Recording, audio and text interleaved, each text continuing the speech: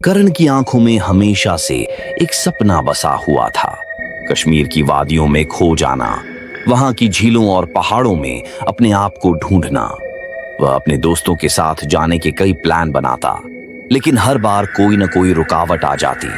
परिवार के साथ भी मौका नहीं मिल पा रहा था और यह सपना दिल में एक अधूरी ख्वाहिश बनकर रह गया था। फिर एक दिन अचानक उसके चाचा का फोन आया। उन्होंने बताया कि उनके कुछ रिश्तेदारों के साथ वे सब मिलकर वैष्णो देवी के दर्शन के लिए जा रहे हैं और अगर करण चाहे तो वह भी साथ चल सकता है। करण की खुशी का ठिकाना न रहा। उसने तुरंत हाँ कर दी और यूं उसका सपना पूरा होने की ओर पहला कदम उठा। 2017 में उन्होंने वैष्णो देवी का सफर सफलतापूर्वक पूरा किया। पहाड़ों पर चढ़ाई, मां की पुकार और वह आध्यात्मिक सुकून, सब कुछ एक यादगार अनुभव था।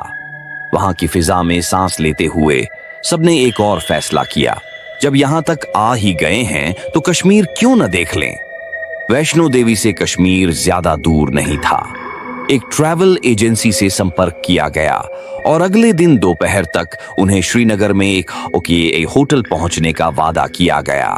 अगली दोपहर वे सब श्रीनगर के एक पुराने लेकिन खूबसूरत होटल में पहुंचे। वह होटल अपने आसपास के माहौल की तरह ही शांत और दिलकश था।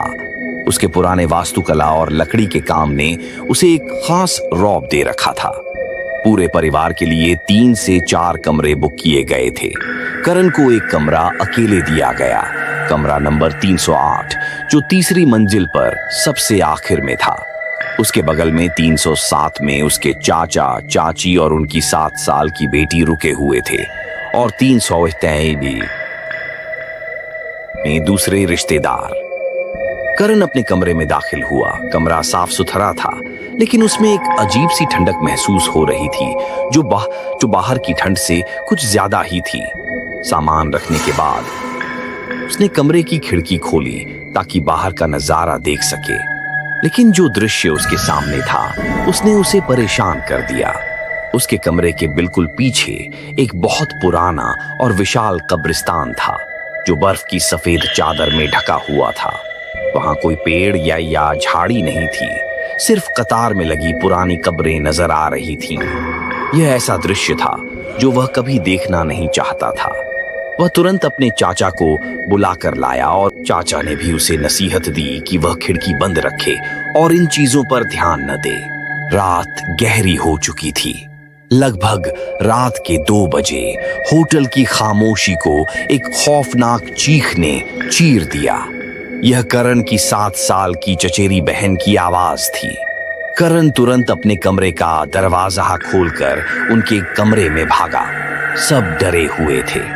बच्ची अपने कमरे में रखी एक पुरानी अलमारी के आईने की तरफ इशारा कर रही थी और जोर जोर से रोते हुए कह रही थी, वो काला आदमी, वो मुझे मार डालेगा।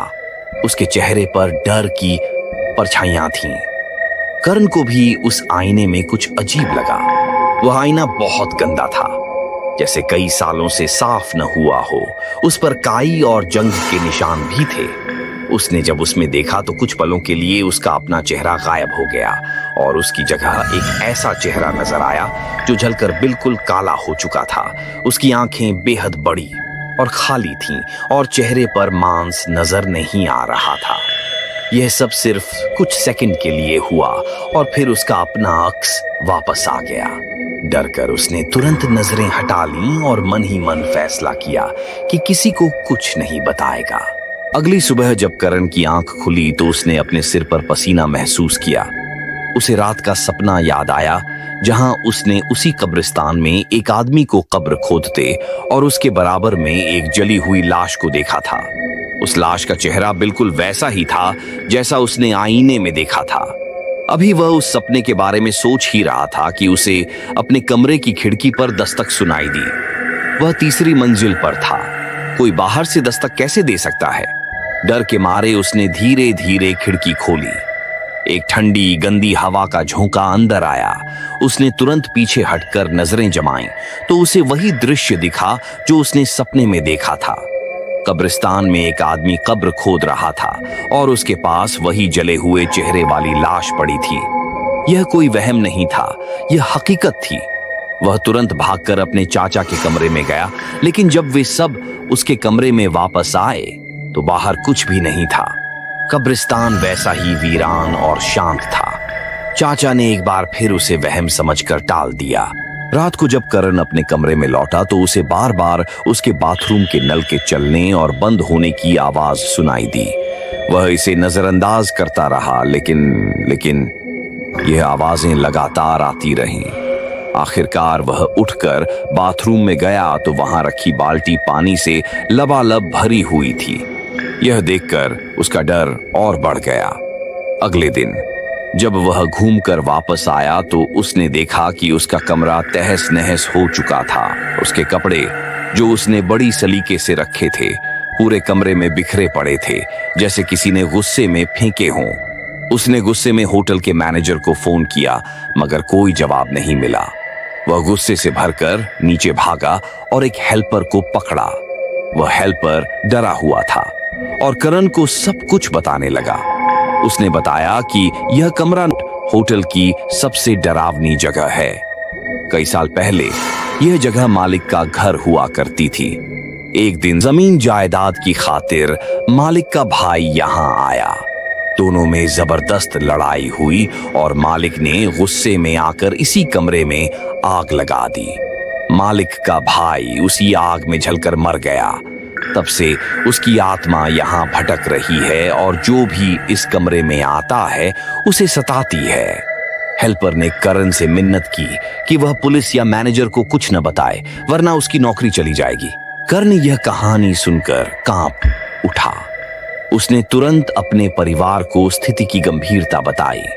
सब डर गए और उन्होंने फौरन वह होटल छोड़ दिया। वे बाकी का सफर पूरा करते हैं, लेकिन करण को आज भी वह दृश्य, वह जला हुआ चेहरा और वह खौफनाक ठंड याद है। यह घटना उसके दिमाग पर एक गहरा जख्म छोड़ गई है, जो आज भी उसे परेशान करती है।